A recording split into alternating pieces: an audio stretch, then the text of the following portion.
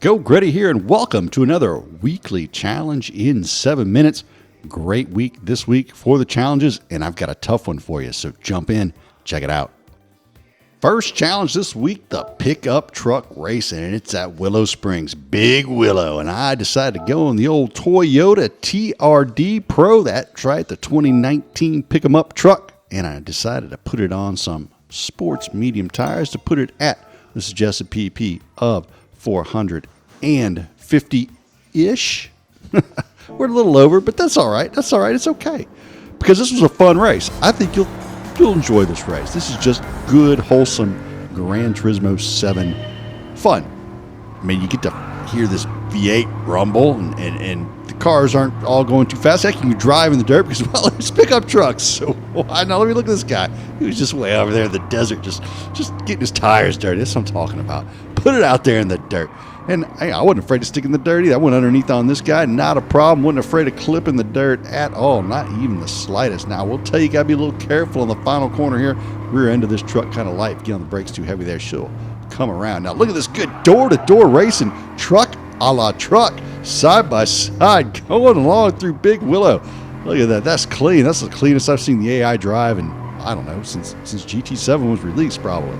So good job there. Someone must be training the AI finally how to drive side by side. Get around P1 on lap 3 and take home the victory. And I will tell you what, I think you'll enjoy this race on Sport Hards tires.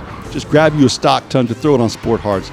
Go have some fun on this race. I enjoyed it. I did. I had fun. I got a $100,000 credit ticket for it too. And I already had the truck. Just had to put some Sport Hards on it. Next event, the Club and Cup 600, the European version. It's at Suzuka. You got to have a European car. So I decided I wanted to make this a little bit of a challenge, and we've been doing the Murcielago at Monza for the time trial. So I'll go ahead and throw the Murcielago around here. I'm kind of used to it. Threw it on the Sport Hard tires and make it right near that 600 number. We're just a tick above, but that's all right. If you're looking for a challenge, grab the Murcielago, put it on Sport Hard tires, and try and catch the rabbit.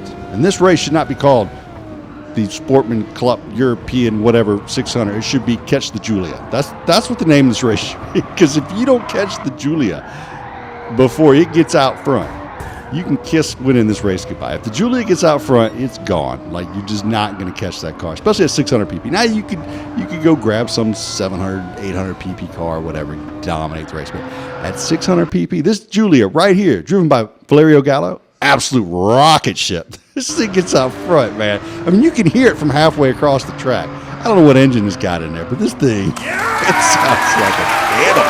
It's just a monster. So I had to hustle it around so I could get in front of him in lap 3 here before he got in front of this crowd. Because if he got out in front before I did, it was game over for Gretty. He was gone. Now look at this move down the inside on the Countach. Yeah, that's the 25th anniversary, baby. I sent it down the inside on the grass. That's how you got to do it around here. So, looking for a challenge, Sports Hards at Suzuka, the Club and Cup 600, whatever this race was called, do it.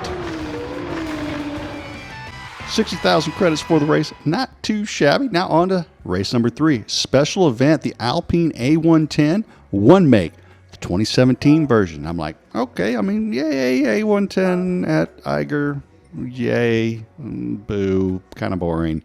Let's do something different. So I decided to go see what kind of tuning parts do I have that I may have won over time. I'm like, oh, looky here. I've got 18 Nismo engines. Let's go ahead and drop one in there. I mean, I've got it. It didn't cost me anything. So I go ahead and stick that bad boy in there. But I'm like, you can't just drop an engine in there like that and not do anything else to the car. So let's go over to the tuning shop and let's race car this up a little bit. You know what I mean? So we got to put some carbon ceramic brakes on here. This is a serious engine. And of course, you have to have the brake pads that go along with it. And then I want to fully customize the suspension because this thing is going to haul butt, and I want to be able to tune out some of the nastiness. Then I'm going to put in a custom racing transmission so I can get my gears right. And look, this is full race car we're talking about here. So we're going to lighten this bad boy up, and we're going to go ahead and put a little stiffener in the chassis so she stays nice and stable in the corners. You know what I mean? Then, last but not least, we got to put some exhaust on here so I can hear all that throaty goodness coming out of that VR38 DETT. And then we're going to go over to GT Auto. We're going to make it look like it sounds. We're going to make it look like maple syrup dripping over buttermilk pancakes. You know what I'm talking about? Like, just want to just soak it all up. You probably don't know what I'm talking about. It's okay. They're going to stretch out those fenders. We got to get that wide body kit on there because wider is, of course, better, more stability. We want it.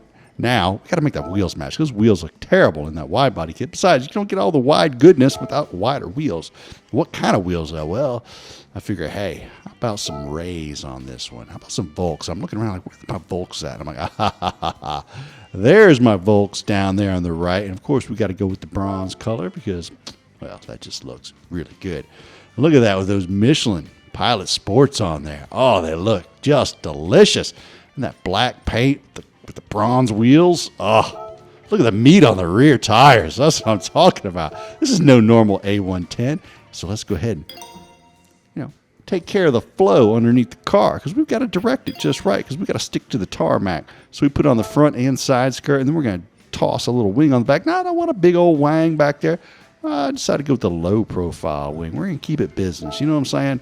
Like, seriousness. When you see this car, you can be like, okay, this guy, he's not fooling around. He means something. He means race car, but not over-the-top race car. Just whip your butt race car. Because that's what this is going to do. It's going to absolutely dominate this race, and I'm going to enjoy every minute of it. I'm going to savor it. I'm just going to take it in like a medium rare steak. You know what I mean?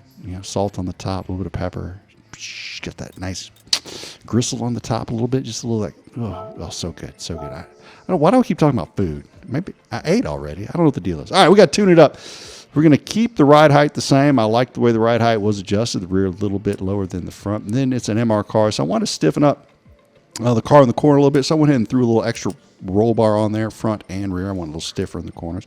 And then I looked at the compression and I decided I want the front end to dive a little easier than the rear end. So I went ahead and dropped it down a little bit lower than the dampening on the rear. So when I switch that weight to the front, I want it to really switch to the front there. But not over the top, not too crazy. And then on the expansion, I wanted it to stay at the front. So I decreased the expansion on the rear, letting that weight transfer that front of the car, give me a little more of that dexterity. I'm so tired of that plowing Murcielago. I wanted to feel some rotation. And then I went ahead and increased the spring frequency to match up everything else that I got there and left the front a little softer than the rear so that we'd have a little more grip in the front. Also gave the front a little more camber, again, for that grip in these corners at Eiger. And then I straightened out the rear tires for the acceleration. And then what you have here is a custom Gretty tune. Feel free to throw it on your car. But don't forget the transmission. I almost forgot it. And we want to lengthen those gears out a little bit, but we still want to use that last gear if necessary. So we're going to drop that around 390 kilometers per hour. And I think you'll like that. Maybe you can go up to 400 or 410. I probably could have went a tiny bit more on the gearing here, but it was still fun with the gearing like this. Now, listen to this bad boy scream. I tell you what, it zipped right by that first car, and I was like, this is what I'm talking about. This is a proper driving car. Now, I'm catching it. If it slides, I did not have any trouble with this car at all, unless I did something just really stupid. And then right here, I was getting used to it. I was slamming on the gas. I was doing all kinds of crazy stuff. Able to gather the car up nicely. And I just, it didn't matter. If down on these dips in the braking zones, I smashing on the brake early, smashing on the brake late, going around the outside on anywhere. Didn't matter, it just gripped and ripped. And this is on sports soft tires. I'm not even on racing tires. It was just a really nice combination. I really enjoyed this combination of car engine tuning setup here at Eiger. And then got past P1, lap 3, easily go around the outside there at corner 1 in the reverse layout. And that was it. And then I goofed around. I tried to drift it through some corners. I crashed a couple times.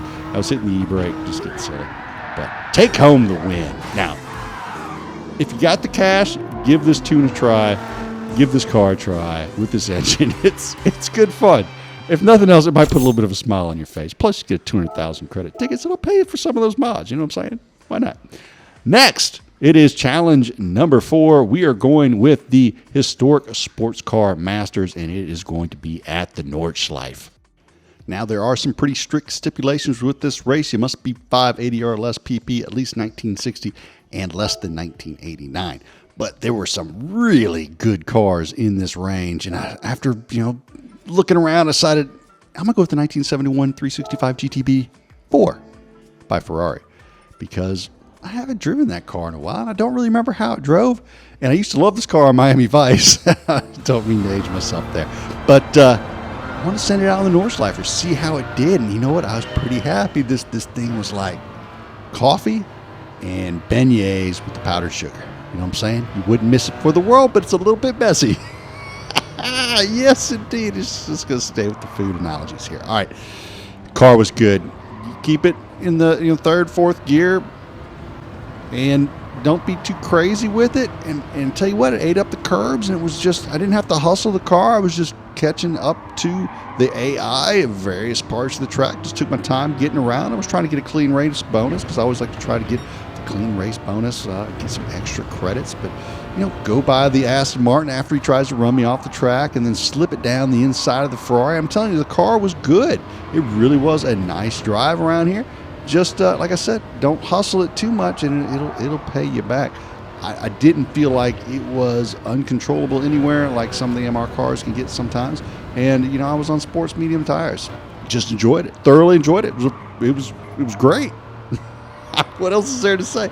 Didn't sound spectacular, didn't drive spectacular, but it was fun. I had a good time, and caught up to P1 about 3/4 of the way around the Nordschleife, and then got to just enjoy the car on the track. The old analog gauges, the old style steering wheel, a sporty looking steering wheel, the 3-spoke design with the speed holes cut out.